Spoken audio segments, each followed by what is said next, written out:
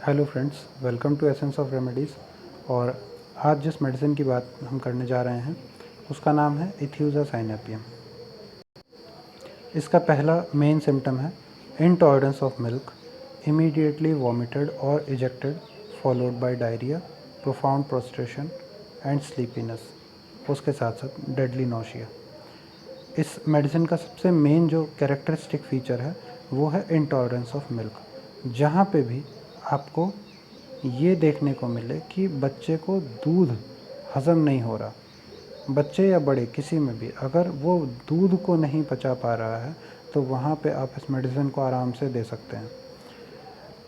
दूध पीते ही बच्चा तुरंत उल्टी कर देता है, दूध पिएगा और 1 से 2 मिनट के अंदर उस दूध की पूरी उल्टी कर देता है। ये इसका सबसे मेन कैरेक्टरिस्टिक फीचर है।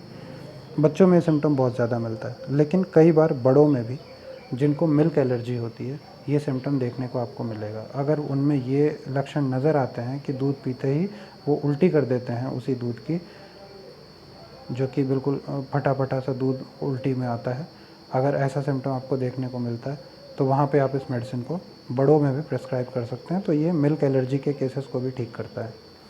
उल्टी करने के साथ साथ बच्चा बहुत ही ज़्यादा थक जाता है उल्टी करते ही, और इतना थक जाता है कि उसको नींद आ जाती है, और इसके साथ साथ उसको उबकाई या जी बहुत ज़्यादा उसका मिचलाता है, बहुत ज़्यादा उल्टी करने की इच्छा होती है। नेक्स्ट इसका सिम्टम है teething troubles, vomiting during dentition. यानी कि जब भी किसी बच्चे के अंदर दांत निकलते वक्त अगर उसको बहुत ही ज़्यादा उल्टी की समस्या हो रही हो तो वहाँ पे आप इस मेडिसिन को दे सकते हैं। बच्चे के दांत बहुत ही आसानी से निकलेंगे बिना किसी तकलीफ़ के।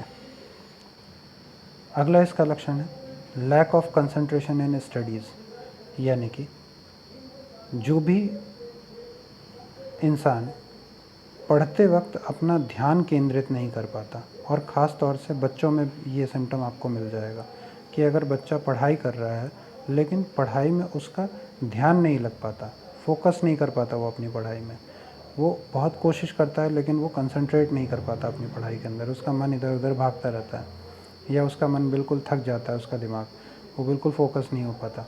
तो ऐसी केस में आप इस मेडिसिन को देंगे तो बहुत अच्छे रिजल्ट्स आते हैं, बच्चों का बिल्कुल फोकस पढ़ाई में बहुत अच्छी तरह से लग जाता है। नेक्स्ट इसका सिम्टम है कंप्लीट एब्सेंस ऑफ थर्स्ट।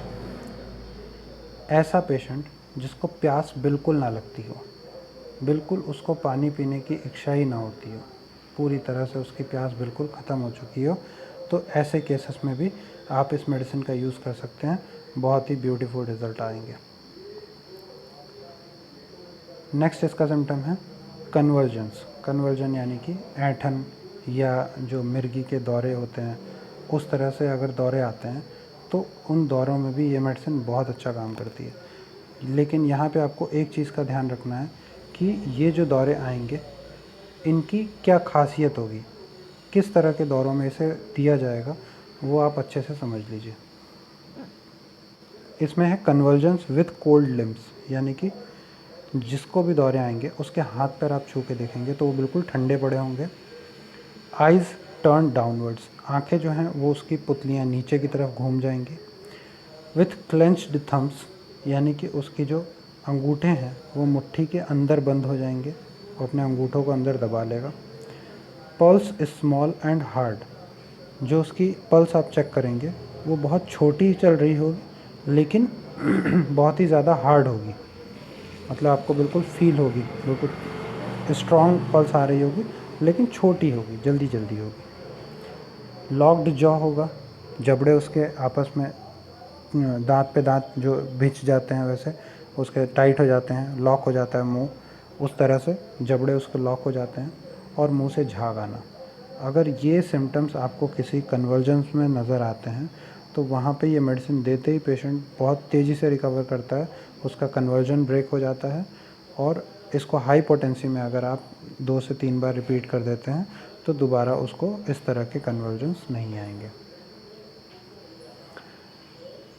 अब लास्ट में इसकी हम कुछ जनरल मोडेलिटीज़ की बात कर लेते हैं। तो इसका जनरल मोडेलिटीज़ एग्रावेशन, यानी किन किन चीज़ों से या किस वक्त इसकी तकलीफ़ें बढ़ती हैं। तो इनकी तकलीफ़ें बढ़ती हैं सुबह 3 से 4 बजे के बीच, शाम के वक्त, सुबह के वक्त, शॉर्टली आफ्टर द मॉर्निंग यानी कि सुबह होने के बाद, तुरंत बाद।